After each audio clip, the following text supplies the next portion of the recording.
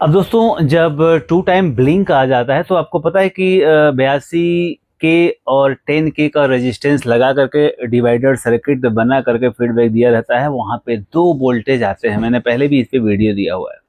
तो अब हमें वो लोकेशन इस सर्किट में ढूंढना है कि क्या वहाँ 2 वोल्टेज बन रहा है या नहीं बन रहा है।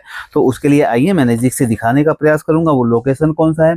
और ये टेक्नीशियन के वहाँ से पीस आया हुआ है और देखें यहाँ कुछ ज़रूर एक्सपेरिमेंट उन्होंने किया होगा। अब उन्होंने क्या एक्सपेरिमेंट किया है वो तो मुझे नहीं पता, ये तीसरी आंख लगा करके देखना ही पड़ेगा। तो देखें अब ये, चलिए तो अब तीसरी आंख लगाते हैं और देखिए तीसरी आंख लगा करके मैं वो लोकेशन आपको बताने का प्रयास करूंगा कि वो कौन सी जगह है जहाँ पे 2 वोल्टेज आना चाहिए। 82 के और 10 के का रेजिस्टेंस लगा करके यहाँ पे डिवाइडर सर्किट बनाया रहता है। अगर वो रेजिस्टेंस नहीं है या आपसे मिसिंग हो चुका है या आप फिल्टर नहीं कर पा रहे हैं तो इस लोकेट जगह पे जो दर्शा रहा हूँ मैं, यहाँ पे आप 2 वोल्टेज अगर दे देंगे तो भी ये 2.2 बिलिंग कोड जो जनरेट हो रहा है वो निकल जाएगा। ध्यान रखें इसी लाइन पे आपको 2 वोल्टेज देना है, चाहे आप डिवाइडर सर्किट बना करके 2 वोल्टेज दें और या तो आप बक कन्वर्टर लगाकर 2 वोल्टेज दें, तो बक कन्वर्टर से भी आप 2 वोल्टेज दे करके इसे ठीक कर सकते हैं। तो अब हम यहाँ से आपको दिखाएंगे, लोकेशन आपने देख लिया। अब यहाँ हम 2 वोल्टेज देकर देखते हैं क्योंकि वहाँ 82 के और 10 के का जो रेजिस्टेंस पहले से नहीं है वो गायब है और किसी कारीगर ने मेहनत किया होगा। मुझे नहीं पता कि क्यों नहीं हुआ, मुझे ये भी नहीं पता कि ये हो जाएगा, पर देखते हैं, कोशिश करते हैं। अब 2 वोल्टेज अगर यहाँ दे देंगे तो काम हो जाएगा। लेकिन अब सवाल ये है कि इस बक कन्वर्टर से 2 वोल्टेज कैसे निकलेगा, क्योंकि 2 वोल्टेज शॉर्ट करने का कहीं पे ऑप्शन ही नहीं दिया है। तो अब 2 वोल्टेज शॉर्ट करने का ऑप्शन नहीं दिया है तब भी इसमें से 2 वोल्टेज निकालना है। तो चलें 2 वोल्टेज निकालते हैं। उसका रास्ता ये है कि आप यहाँ पे 1.5 वोल्टेज और 1.8 वोल्टेज दोनों शॉर्ट कर देंगे अगर, तो मुझे लगता है कि 2 वोल्टेज प्राप्त हो जाएगा। चलें देखते हैं कितना प्राप्त हुआ। देखें यहाँ 2 वोल्टेज मिल गया, 2.055। अब 2 वोल्टेज मिल गया तो ये 2 वोल्टेज से हमारा ये जो 2 टाइम ब्लिंक में जा रहा है सेट, आप देखें फिर से 2 टाइम ब्लिंक में सेट जा रहा है, तो इसको हम 2 टाइम ब्लिंक से बाहर कर सकते हैं ये 2 वोल्टेज दे करके। देखें हमने इसको निकाला, यहाँ हमने लगाया 2 वोल्टेज के लिए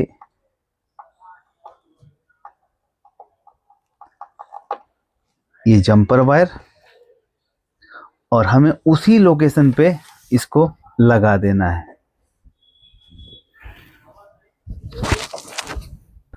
तो देखें यहाँ पे ये जो टर्मिनल दिख रहा है,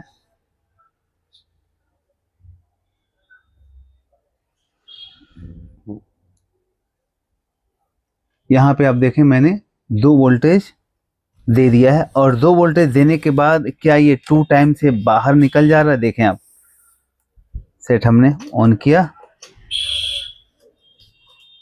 और देखें 2 टाइम से बाहर निकलना ही चाहिए। 1 2 3 1 2 3 4। ओके, फिर से देखें 1 2 3 4।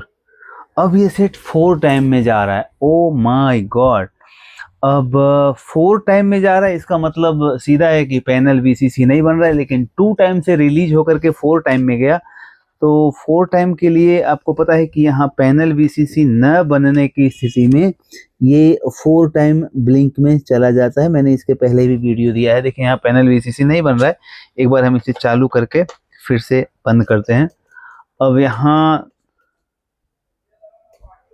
देखें, आप सेट को मैंने चालू किया, यहाँ पैनल वीसीसी अब देखें नहीं आ रहा है और इसलिए यहाँ 4 टाइम ब्लिंक जनरेट हो रहा है। अब 4 टाइम के लिए जो पैनल वीसीसी का टर्मिनल होता है वहाँ पे हम 12 वोल्टेज दे देंगे तो ये 4 टाइम ब्लिंक से बाहर आ जाएगा। लेकिन सवाल ये है कि यहाँ देना थोड़ा सा रिस्क रहता है। अगर आपको ये सर्किट की समझ है, सर्किट की जानकारी है, तो बड़ा आसान हो जाता है इस 4 टाइम को भी बाहर निकालने के लिए। तो यहाँ मैं बताना चाहूँगा कि यहाँ पे अगर आप पैनल वीसीसी दे रहे हैं तो ये आईसी खराब होने के चांस बढ़ जाते हैं, क्योंकि ये आईसी को रिवर्स वोल्टेज मिलेगा तो खराब हो जाएगा। लेकिन ये आईसी पैनल वीसीसी कब निकालेगा? जब ये प्रोसेसर इसको कमांड देगा, और ये प्रोसेसर कमांड कब देगा? जब इसे यहाँ फीडबैक में 12 वोल्टेज दिया जाएगा। तो यहाँ 12 वोल्टेज अगर दे दिया जाए तो ये प्रोसेसर इसको कमांड देगा और फिर ये 12 वोल्टेज यहाँ रिलीज कर देगा। तो चलें इस प्रोसेस को हम अप्लाई करते हैं, और मैं आपको दिखाना चाहूँगा इस स्लाइड में। देखें यहाँ पे ये जो रेजिस्टेंस लोकेट हो रहा है, यहाँ पे ये जो टर्मिनल व्हाइट दिख रहा है, यहाँ हमें 12 वोल्टेज देने होंगे। और मुझे यकीन है कि यहाँ 12 वोल्टेज नहीं आता होगा, तभी जो है ये 4 टाइम प्रोटेक्शन में जा रहा है। तो मैं इस लोकेशन की बात कर रहा हूँ। देखें यहाँ 12 वोल्टेज नहीं आ रहा होगा। मैं सेट को ऑन करके आपको दिखाऊंगा। फिर से देखें, मैंने सेट को ऑन किया और यहाँ पे 12 वोल्टेज जब हम दे देंगे तो प्रोसेसर कमांड करेगा आईसी को 12 वोल्टेज रिलीज करने के लिए। लेकिन यहाँ 12 वोल्टेज न आने की वजह से ये कमांड इसको नहीं दे रहा, इसलिए यहाँ 12 वोल्टेज पैनल वीसीसी निकल नहीं रहा है। अब यहाँ 12 वोल्टेज हम दे देंगे और काम हो जाएगा। लेकिन थोड़ा सा यहाँ समझने की ज़रूरत है कि 12 वोल्टेज देने की ज़रूरत क्या है, क्यों है। तो यहाँ जो आपने डिवाइडर सर्किट देखा, यहाँ एक डिवाइडर सर्किट बगल में और लगी रहती है, और जहाँ पे 47K का रेजिस्टेंस और 10K के रेजिस्टेंस को 12 वोल्टेज और ग्राउंड से लगा करके डिवाइडर सर्किट बना करके मेन प्रोसेसर को फीडबैक दिया गया रहता है। और वो उस फीडबैक पे जब 12 वोल्टेज आएगा तो वहां से जो डिवाइडर सर्किट बन रही है वो आईसी को फीडबैक देगा, और फिर वो आईसी कमांड करके यहाँ 12 वोल्टेज रिलीज करवाएगी। और ये एक बेहतर विकल्प है, बेहतर तरीका है। अगर ये आपको पता है तो बड़े आसानी से अब 4 टाइम ब्लिंक से इसे बाहर निकालने के प्रोसेस में हम आगे बढ़ेंगे। तो चलें, अब सवाल ये है कि 12 वोल्टेज हमें यहाँ देना है फीडबैक जहाँ मैंने बताया। तो 12 वोल्टेज के लिए क्या हमें दूसरा बक कन्वर्टर लगाने की ज़रूरत है, या जो इसमें लगा है उसी से काम चल जाएगा? जाहिर सी बात है, जो लगा है हम उसी का इस्तेमाल कर लेंगे। तो चलें, ये वायर लें और इसको निकालने के बाद हम 12 वोल्टेज यहाँ फिर से देखें।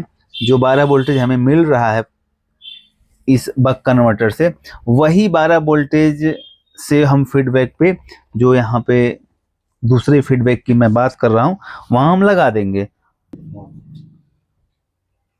तो देखें यहाँ हमने 12 वोल्टेज भी लगा दिया, ये लाइन 12 वोल्टेज पे लगा दिया। अब क्या ये सेट ओके हो जाता है, या अब फिर इसके बाद ये कोई और नया ब्लिंक जनरेट करता है, ये मुझे नहीं पता है। लेकिन जब फिर नया ब्लिंक कोड जनरेट करेगा फिर नए स्टेप पे आगे बढ़ेंगे, क्योंकि सोनी सेट बड़ा इंटरेस्टिंग है। ये कभी कभी मजाक भी करता है अपने साथ, तो ये चेक भी करता है कि हमारी या आपकी एबिलिटी क्या है। चले, हमने लगाया और अब देखते हैं कि अब क्या करता है ये। पहले 2 टाइम, फिर 4 टाइम। अब ये सेट, ओ माय गॉड, आप देखें सेट चालू हो गया। देखें आप, वीडियो लिखा आ गया। और बेहतर तो तब होगा जब हम इस पे रिजल्ट देखेंगे।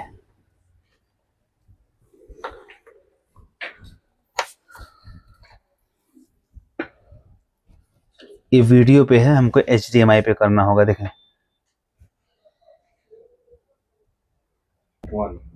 तो चलें अब वीडियो चलाकर देखते हैं कि वीडियो की स्थिति क्या है।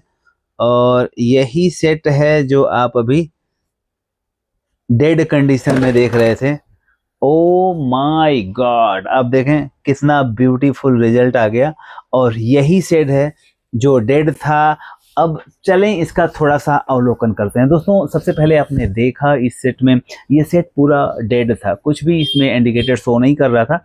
और जब इसमें हमने अवलोकन किया, चेक किया, तो वहाँ पे 5 वोल्टेज नहीं आ रहा था। 19 वोल्ट तो आ रहा था लेकिन 5 वोल्टेज नहीं आ रहा था। और 5 वोल्टेज जब हम वहाँ पे बक कन्वर्टर के माध्यम से बना कर दिए तो वहाँ पे इंडिकेटर शो करने लगा और 2 टाइम ब्लिंक में चला गया। 2 टाइम ब्लिंक के बाद जब हम वहाँ पे डिवाइडर सर्किट पे हमने 2 टाइम ब्लिंक का सॉल्यूशन निकाला, 2 टाइम ब्लिंक वाली जगह पे 2 वोल्टेज हमने बना कर दिया बक कन्वर्टर से। हालांकि वहाँ पे 82K और 10K के रेजिस्टेंस से डिवाइडर सर्किट बना करके वहाँ फीडबैक बनाया गया रहता है, लेकिन हमने वहाँ 2 वोल्टेज डायरेक्ट दे दिया और तब ये सेट 2 टाइम से बाहर आ गया।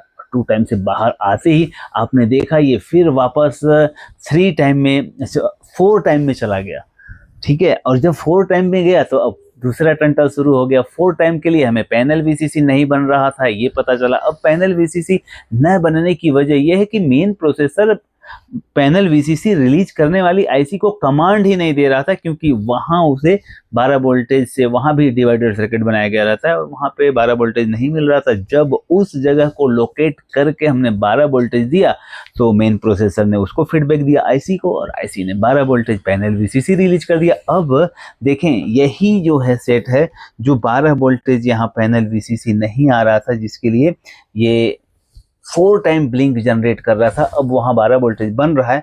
तो अब सवाल ये है कि अगर हम ये 12 वोल्टेज जो डिवाइडर सर्किट बना करके फीडबैक दिया हुआ है वो अगर निकाल लेते हैं तो क्या फिर से वापस पैनल वीसीसी बनना बंद हो जाएगा? आइए चेक करते हैं। इसको निकालें और निकालने के बाद हमें ये जो 12 वोल्टेज दिया है इस तरफ से हम निकाल देते हैं। कौन सा 12 वोल्टेज? जो हमने मदरबोर्ड को 12 वोल्टेज दिया था मेन प्रोसेसर आईसी के लिए। देखें आप, तो अब देखें ये वापस 4 टाइम ब्लिंक में चले जाना चाहिए। मैंने सेट को ऑन किया और सेट को ऑन करते ही आप देखेंगे फिर से ये ब्लिंक कोड में चला गया। कितना ब्लिंक बता रहा है देखें आप, 1 2 3 4 4 टाइम ब्लिंक में वापस चला गया। तो ये है तरीका। सोनी के सेट से अक्सर टेक्नीशियन भागते हैं, सोनी के सेट आने पर थोड़ा सा सहम जाते हैं।